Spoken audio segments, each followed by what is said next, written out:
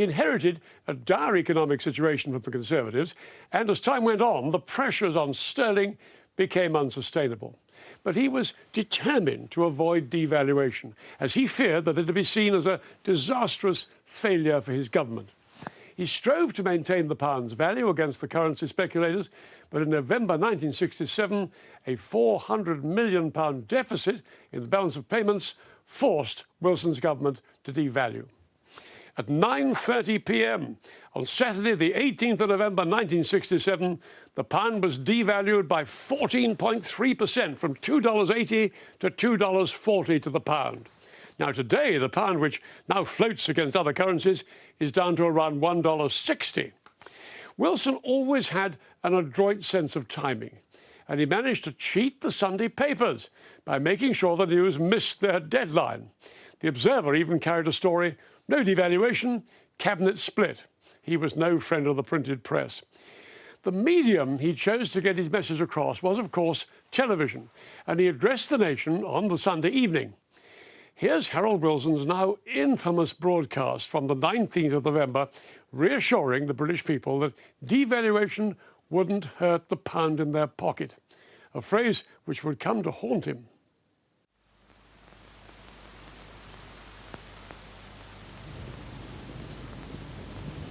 Since the Cabinet last Thursday took its unanimous decision to devalue sterling, it's been impossible for me to speak to you because of the need for secrecy while this tremendous international monetary operation was being carried through. Now I can tell you why we have taken this action, and more important, what it means. Because we had to maintain silence, there have inevitably been rumors, some of them very strong, that we were taking a different course. It would have been possible to ride out this present tide of foreign speculation against the pound by borrowing from central banks and governments abroad, banks and governments to whom I pay tribute for their help and cooperation over these past years. In our view, it would have been irresponsible to go on dealing with these successive waves of speculation by borrowing for 3 months, 6 months at a time, without attacking the root cause of the speculation. Failure to attack the root cause would have meant trying to borrow, this time in conditions in which our creditors abroad might well insist on guarantees about this or that aspect of our national policies.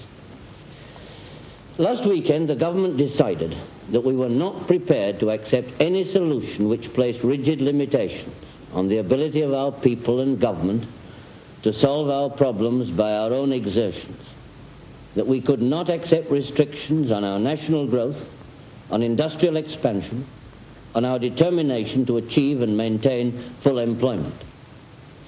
We are determined to break out from the straitjacket which has constricted us under successive governments now for 15 years. A straitjacket which meant that every time we tried to solve our problems by expanding production, by mobilizing the efforts and skill of our people on the basis of full employment, the immediate result was a desperate trade and payments deficit. The deficit we inherited 3 years ago, over £800 million, was itself the result of an attempt by our predecessors to fight their way out of this dilemma by an unrestrained boom. And for 3 years we have fought, and it was our duty to fight, to overcome that deficit, to maintain the external value of sterling. And no one could doubt, at home or abroad, our determination to win through.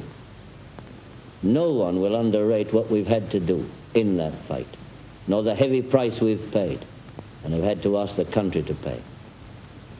But by our policies, by the efforts of our people, we'd reduced that deficit last year to less than a quarter. Our exports had risen at about double the rate of the past few years, and we were all set to get into balance, indeed into surplus this year. But there was never enough margin to meet the chance and change of world events, nor to guarantee the repayment of the vast borrowing we'd incurred to pay for the deficit that we found on taking office. I'm not going to go into all the details of the events which this year have once again put us in the red. The heavy cost to our trade and payments of the war in the Middle East, the temporary disruption of our exports by the dock strikes.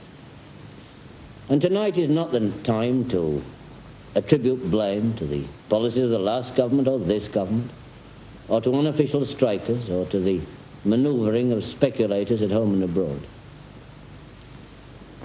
But all along we've had to face this. Exports, even our increasing exports, could not earn enough to meet the successive waves of speculation against sterling. Time was needed to restructure and modernize our industries, to build up our trade. And we've been doing this at a rate about double what was previously achieved. Time was needed to cut down our overseas defense commitments. But that time was denied us. Whenever Britain ran into short-term difficulties, there were some who sold sterling in a panic, and there were others who gambled against us in the hope of a quick gain. And all this, even though our basic position was showing a steady improvement. Take the Siemens strike last year.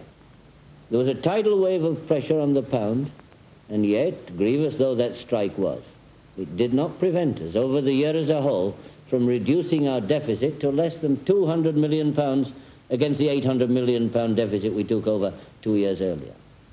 Even so, we had to take the measures of July 1966.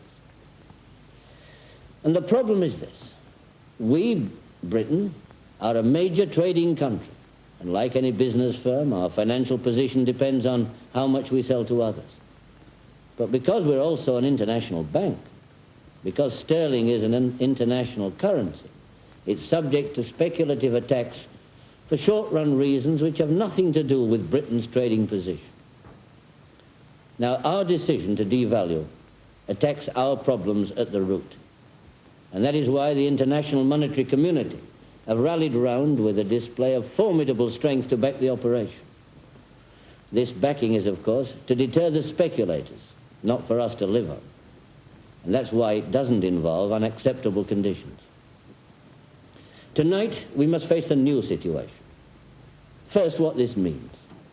From now on, the pound abroad is worth 14% or so less in terms of other currencies.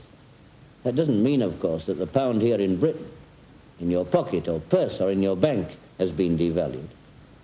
What it does mean is that we shall now be able to sell more goods abroad on a competitive basis. This is a tremendous opportunity for all our exporters and for many who have not yet started to sell their goods overseas. But it will also mean that the goods we buy from abroad will be dearer, and so for many of these goods it will be cheaper to buy British. Because one of the great problems we in Britain have had over these past 5 or 6 years has been the great increase year by year in imports of goods manufactured abroad. Then farm production will be stimulated. We'll be able to do more to replace food imported from abroad. Saving imports, and still more the export drive, will mean that industrial production will go up. Many industries and firms, which are now working below capacity, will have a chance to get into full production. This means more work, more jobs in the development areas, because we intend to be ruthless in diverting new enterprise to those areas. But all this will be at a cost, at any rate for a time. The needs of the export drive will mean that we've got to shift £500 million of our national output into exports and into import saving. That is why we're tightening the control on bank lending, except for priority borrowers such as exporters. Bank rate is being raised to 8% for as long as is necessary. Hire purchase has been tightened on cars, an industry which can now go out and get an immediate boost in its exports. We're cutting back public expenditure. We're making further sharp cuts in defense spending, effective in this coming year. There'll be cuts in the capital expenditure programs of some of the publicly owned industries, and the other cuts in public expenditure the Chancellor announced last night. But the priority programs of housing, school building and hospital building will be safeguarded in all these measures, and the job of bringing work to development areas will be given a still higher priority than it's had. I've said that imports will cost more, and this means higher prices over a period for some of our imports, including some of our basic foods. And it's vital that price rises are limited to those cases where increased import costs make this unavoidable. Our people will not tolerate traders who are not affected by import costs trying to cash in by unjustifiable price increases. We shall keep a very tight watch on prices. We shall use the powers we have under the Prices and Incomes Act. And it's just as vital that any prices that do go up are not used as an excuse for excessive wage demands, because that would simply increase our export costs, and this would cut into the benefit our export industries have now got, with all that would mean for trade, and at the end of the day, for employment. The government, for our part, in addition to our policy for prices, will keep a strict watch on dividends. The corporation tax on profits is to be increased. We will do everything in our power to create the climate in which an effective prices and incomes policy can be pursued by those whose job it is. And this must mean rents. The government have decided to refer to the National Board for Prices and Incomes certain council rent increases, and we're particularly after those cases where the increases seem exceptionally steep and provocative. It's the duty of the government to ensure by special measures that when burdens have to be borne, those who are liable to be hardest hit are protected, and your government will fulfill that duty.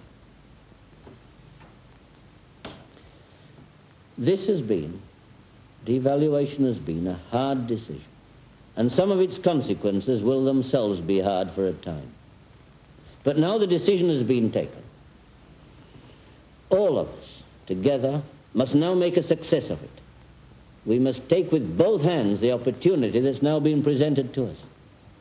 Our exporters, our industrial managers, our salesmen, what a chance they've got now.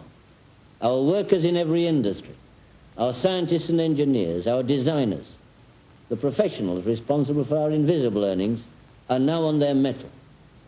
And any who fail through laziness or self-seeking, any who frustrate the work of others by unofficial strikes, will imperil the right to work not only of themselves, but of the nation. I've told you tonight what led to this decision. I told you the alternative which we could have sought and why we rejected that alternative. This is a proud nation. As I've said, we have the chance now to break out from the straitjacket of these past years. We're on our own now. It means Britain first.